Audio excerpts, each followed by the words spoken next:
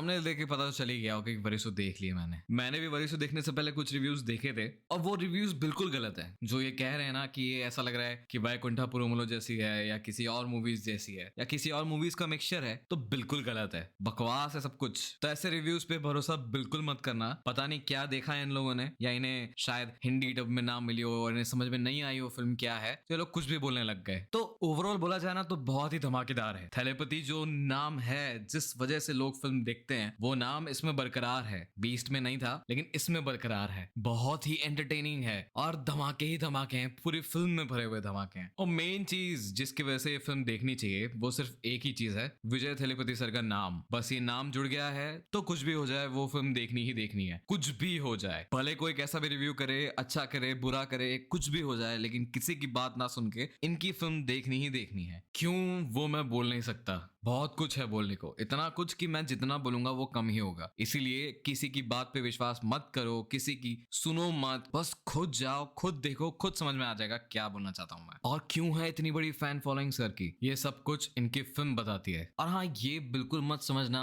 कि मैं बस अट्रैक्शन के लिए बोल रहा हूँ। खुद जाओगे जब थिएटर में, जब एक्सपीरियंस करोगे ना इन फिल्मों को, तब पता चल जाएगा कि क्या चीज सच थी क्या झूठ। थैलेपति सर एक नाम नहीं, एक इमोशन है जो हम सबके अंदर है। जब थैलेपति सर स्क्रीन पे होते हैं ना तो ऐसा लगता है अपना ही कोई है जिसे हम मूवीज में देख रहे हैं। गूज़बम्प्स आने लगते हैं। ये कनेक्शन है उनके साथ। मेरी ये दिली इच्छा है कि कुछ भी हो जाए, बस एक बार इस लाइफ में उनसे मिलना है। वैसे तो ये पूरा इंडिया चाहता है कि उनसे एक ना एक बार तो मिले ही मिले। चलिए ठीक है, अब बात करते हैं मूवी की। सबसे पहली चीज आती है बीजीएम। मुझे एक्सपेक्टेड था नहीं थमन सर से इतना, क्योंकि मैंने जहां तक उनके बीजीएम्स देखे हैं वो अच्छे होते हैं, काफी अच्छे होते हैं, पर मुझे इतना एक्साइटमेंट देते नहीं है। लेकिन इस बार तो सच में मतलब टॉप से टॉप लेवल का एक्सपीरियंस था। दूसरी बात करें कॉमेडी की, तो भर भर के कॉमेडी है, बहुत अच्छी कॉमेडी है, ऐसी नॉनसेंस वाली कॉमेडी नहीं है, बहुत इंटरेस्टिंग था। तो ये एक प्लस पॉइंट है फैमिली एंटरटेनर का। फिर आती है ऐसी चीज जो कई बार हिंदी में होती है ना तो अच्छी नहीं लगती है। गानों का हिंदी वर्जन बहुत ही अच्छा था, इंटरेस्टिंग था,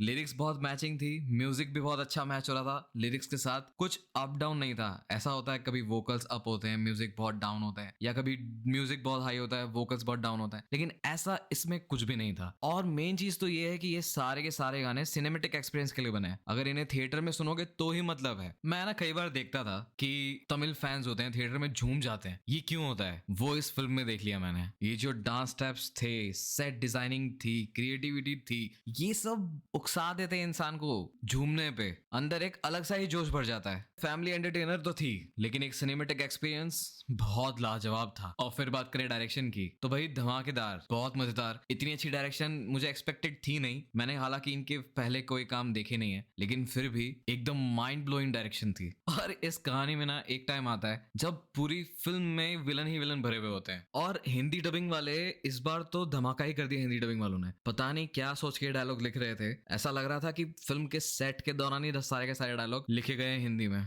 इतने एक्यूरेट एक्सप्रेशन के साथ आ रहे थे ये कि लग ही नहीं रहा था कि डबिंग है। एक के बाद एक सारे डायलॉग ब्लास्ट कर रहे थे। और विजय सर के कैरेक्टर पे तो ये डायलॉग इतने सूट कर रहे थे, मतलब क्या मैचिंग थी। परफेक्शन के ऊपर कुछ होता है अगर, तो ये वही था। और ज्यादातर मूवीज में ऐसा होता है कि कई सारे रेफरेंसेस दिए जाते हैं अलग अलग मूवीज से, वेब सीरीज से, लेकिन इसके जो रेफरेंस थे ना बिगिल के साथ, मास्टर के साथ, या फिर खुद का ही नाम विजय और कैरेक्टर का नाम भी विजय, ये तो भाई अनबीटेबल था। और मास्टर का फैन बेस तो पता ही है कितना बड़ा है। और सबसे प्यारी चीज लगी ना जो, वो थी पॉजिटिविटी और प्रैक्टिकलिटी। भाई ये कैरेक्टर इतना पॉजिटिव और प्रैक्टिकल है, मतलब इसे हर एक सक्सेस तो मिलनी ही है। फिर जब सेकंड हाफ शुरू होता है तो एक के बाद एक धमाके ही धमाके होते जाते हैं, बस एंडिंग से थोड़ा पहले तक। क्योंकि जब चीजें एंड हो रही थी तभी एक चीज थी जो मुझे पसंद आई नहीं, जो हालांकि एक हैप्पी एंडिंग है, पर मुझे थोड़ा पसंद नहीं आया। पूरा एंड बहुत ही ज्यादा ड्रामेटिक था। जो चीज मुझे पसंद नहीं आई ना एंडिंग में, वो ये थी कि उसकी बीवी ने उसे माफ क्यों किया। ये चीज थोड़ी सी ओवर हो गई थी। किसकी बीवी की बात कर रहा हूं मैं, ये समझ जाओगे अगर फिल्म देखोगे तो भाई जल्दी से बताओ कमेंट डाउन करके आप लोगों को कैसी लगी ये फिल्म। और अगर नहीं देखी है तो किस चीज का इंतजार कर रहे हो भाई, जाओ जाके देखो, सब थिएटर्स में लगी गई होगी। और हाँ, डेढ़ शाने मत बनना, सीधा सीधा अगर हिंदी आती है तो हिंदी में देखो, तमिल आती है तो तमिल में देखो। और ऐसा नहीं कि तमिल आती नहीं लेकिन तमिल में बैठ के देखने के लिए, वरना फिर आके बाहर कुछ भी बोलने लगोगे फिल्म के बारे में। तो ऐसे ही सारे अपडेट्स और रिव्यू के लिए मेरे चैनल को सब्सक्राइब करना मत भूलना, नीचे ही बटन है कर दो, बेल आइकन भी दबा देना। तो मिलते हैं किसी अगले रिव्यू वीडियो में, तब तक के लिए बाय बाय।